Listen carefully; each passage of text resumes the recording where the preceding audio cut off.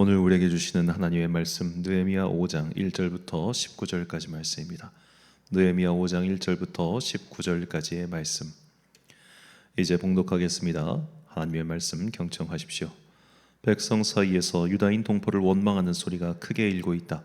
부인들이 더 아우성이다. 더러는 이렇게 울부짖는다. 우리 아들 딸들 거기에다가 우리까지 이렇게 식구가 많으니 입에 풀칠이라도 하고 살아가려면 곡식이라도 가져오자. 또 어떤 이들은 이렇게 울부짖는다. 배가 고파서 곡식을 얻느라고 우리는 밭도 포도원도 집도 다 잡혔다. 또 어떤 이들은 이렇게 외친다. 우리는 왕에게 세금을 낼 돈이 없어서 밭과 포도원을 잡히고 돈을 꾸어야만 했다. 또 더러는 이렇게 탄식한다. 우리의 몸이라고 해서 유다인 동포들의 몸과 무엇이 다르냐? 우리의 자식이라고 해서 그들의 자식과 무엇이 다르단 말이냐? 그런데도 우리가 아들, 딸을 종으로 팔아야 하다니 우리의 딸 가운데는 벌써 노예가 된 아이들도 있는데 밭과 포도원이 다 남의 것이 되어서 우리는 어떻게 손을 쓸 수도 없다. 그들의 울부짖음과 탄식을 듣고 보니 나 또한 치밀어 오르는 분노를 참을 수가 없다. 나는 그들이 울부짖는 내용을 신중하게 살핀 다음에 귀족들과 관리들에게 어찌하여 같은 결의끼리 돈놀이를 하느냐고 호되게 나무랐다. 이 문제를 다루어야 하겠기에 나는 대회를 열고서 귀족들과 관리들에게 말하였다. 우리는 이방 사람들에게 팔려서 종이 된 유다인 동포를 애써 몸값을 치르고 데려왔소. 그런데 지금 당신들은 동포를 또 팔고 있소. 이제 우리더러 그들을 다시 사오라는 말이오. 이렇게 말하였으나 그들 가운데 대답하는 사람이 아무도 없다. 그들에게도 할 말이 없을 것이다.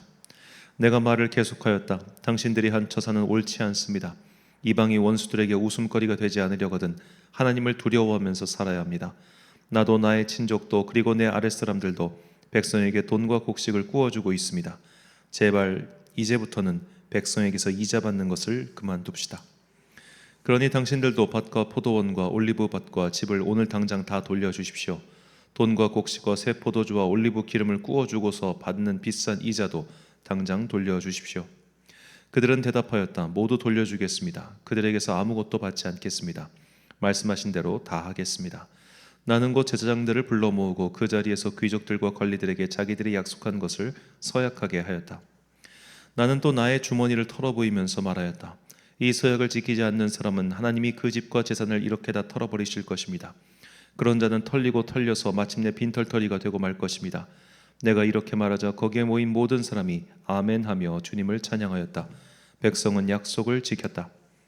나는 아닥사스다 왕 20년에 유다 땅 총독으로 임명을 받아서 아닥사스다 왕 32년까지 12년 동안 총독으로 있었지만 나와 나의 친척들은 내가 총독으로서 받아야 할 녹의 혜택을 받지 않았다.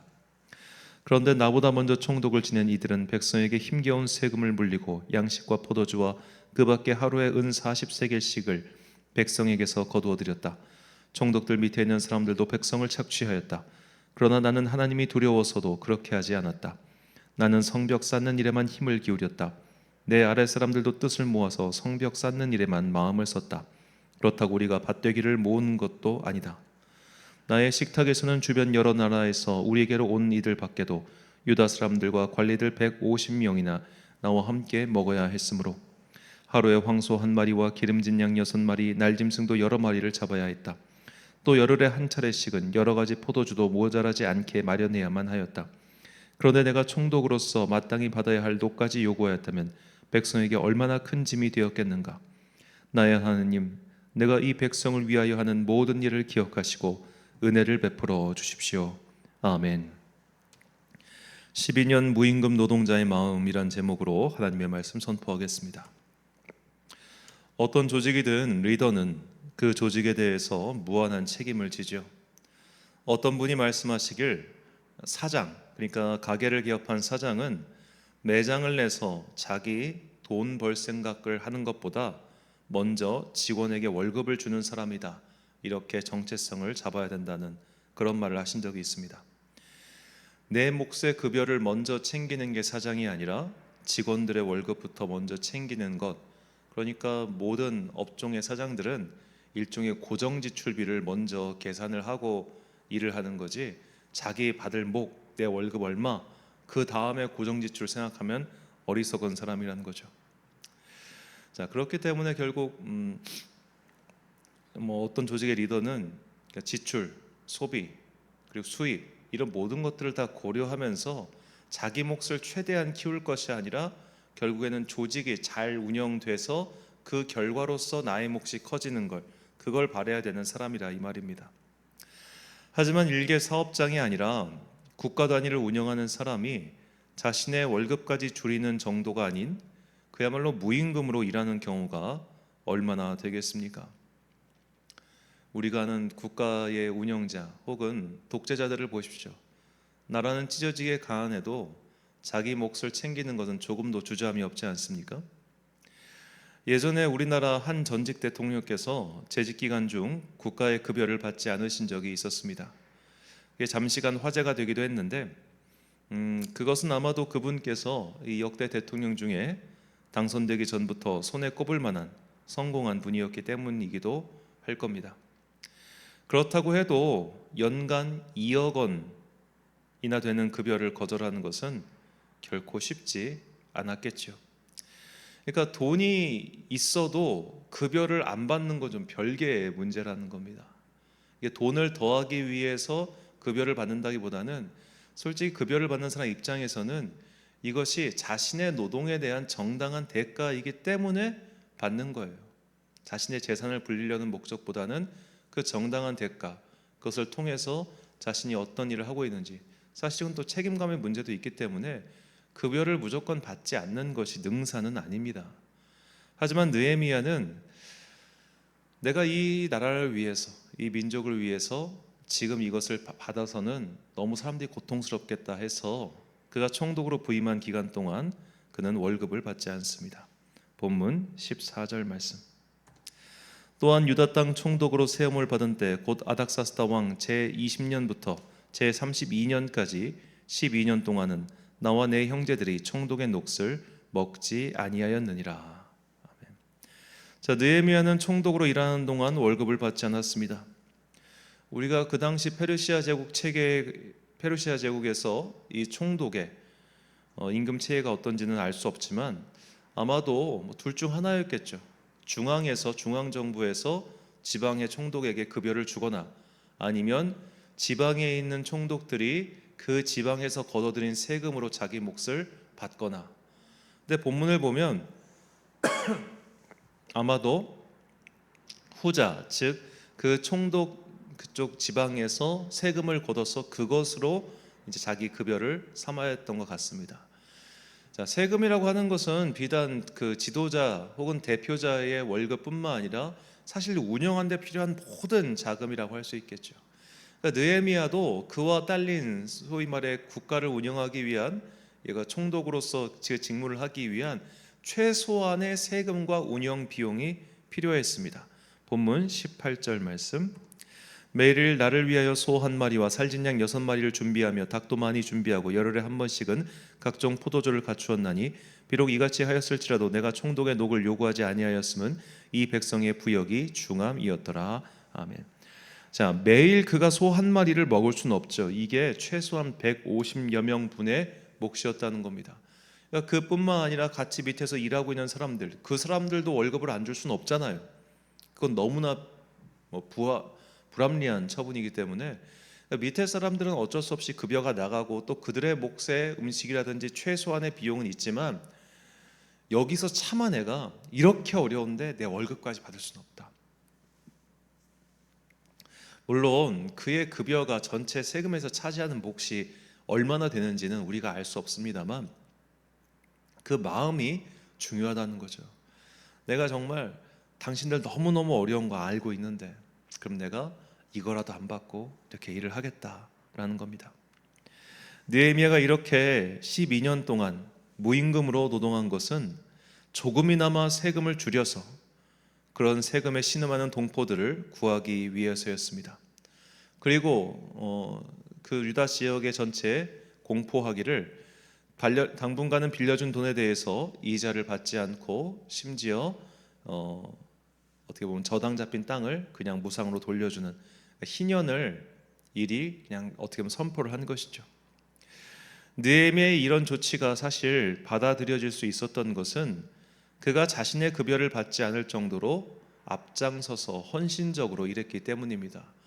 자, 예를 들어 우리나라 국가 지도자가 갑자기 어느 날 지금 나라 살림이 어려움으로 이런 막 강제적 조치를 취한다고 쳐봐요. 대부업체들한테 탁 해가지고 대부업체를 당신들 이제부터 이자 받지 말고 빌려준 돈 저당 잡은 거 다 저당 돌려줘, 이러면 그 사람 탄핵돼서 쫓겨날 겁니다. 이건 사유재산이라고 하는 아주 경제 체제의 근본적인 걸 어겨버린 거니까요. 사실 느헤미야도 지금 비슷한 조치를 한 거예요.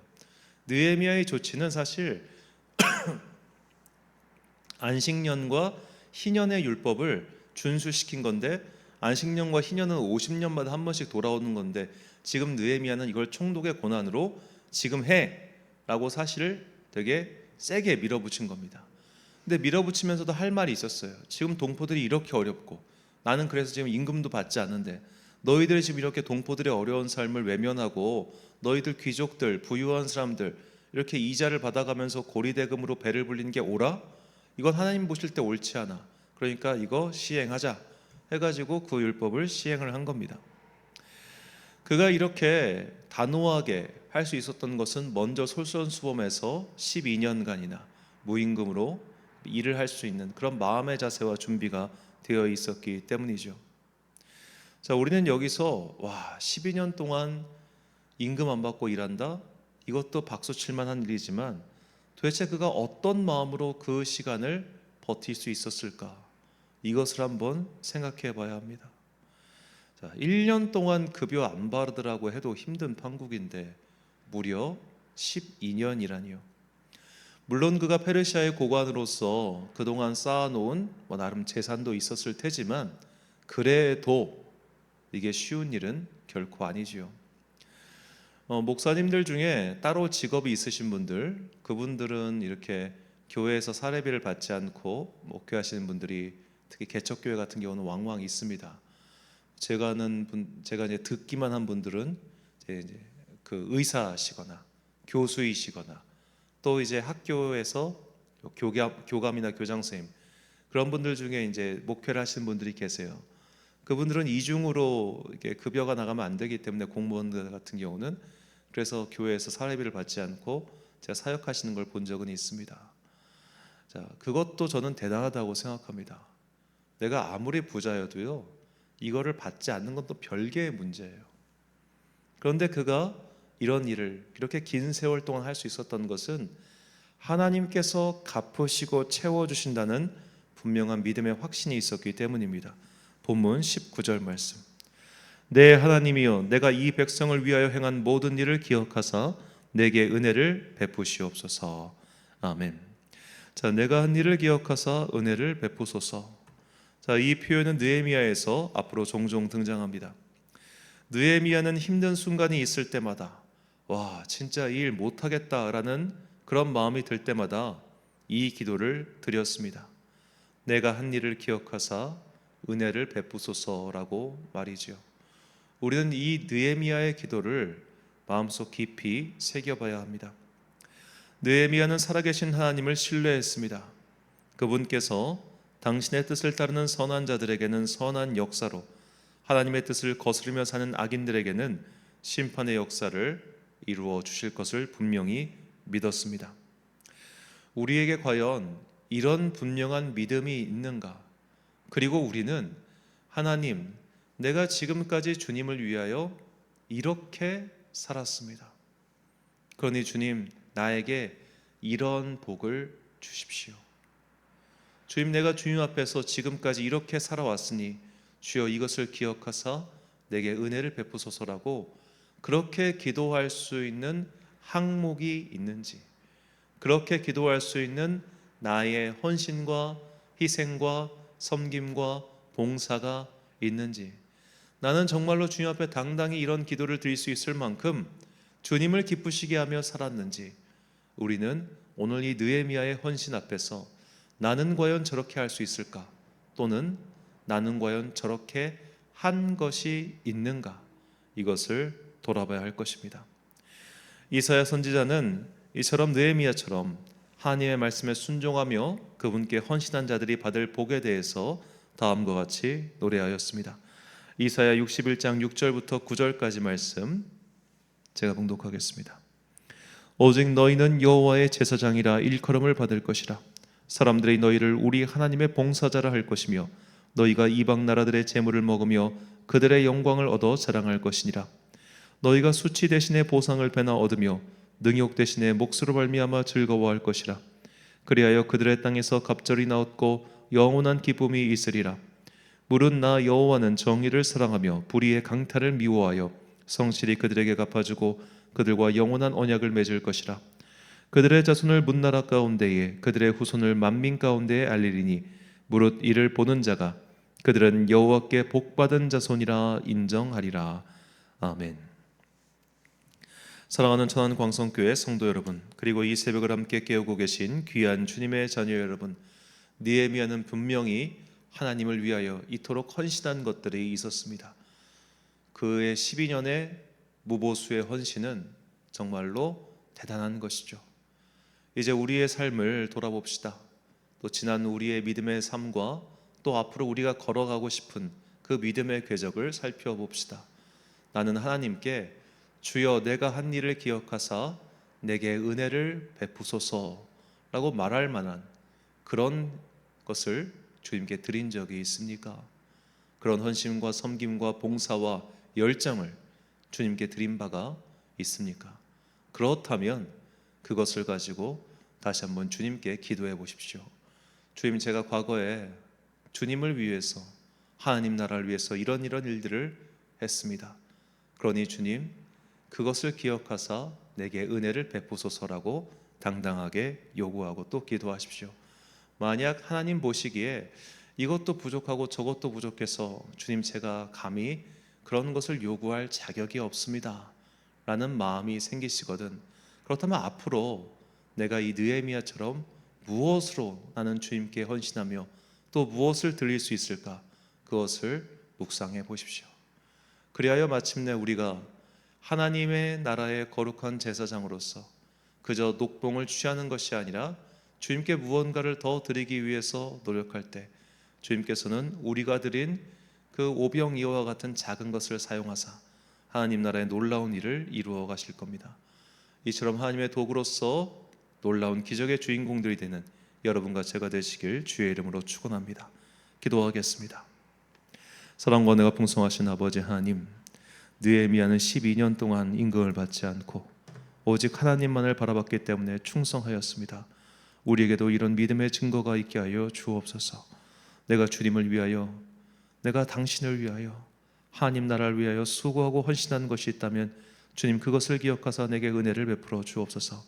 만일 주님 보시기에 미흡하고 또한 내가 주님께 내놓기에 부끄럽고 조금은 초라한 것들이 있다면 이제부터는 조금씩 그것을 아름답게 빚어나가 주님께, 주님, 제가 이것을 당신께 드립니다, 주여 받아 주옵소서라고 당당히 드릴 수 있는 나만의 섬김과 헌신의 열매가 있게 하여 주옵소서.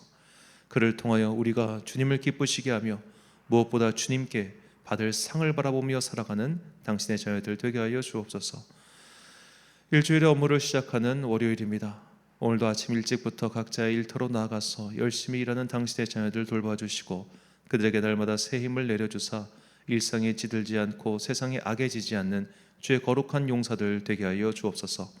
오늘 하루도 참 좋으신 우리 주님의 은총과 평강이 모든 성도들과 함께 하시길 간절히 소망하오며 이 모든 말씀 우리 구주 예수 그리스도의 이름으로 기도드립니다. 아멘. 오늘의 기도 제목입니다. 내가 한 일을 기억하사 나에게 복을 내려 주옵소서 라고 당당히 말씀드릴 수 있는 일들이 있습니까?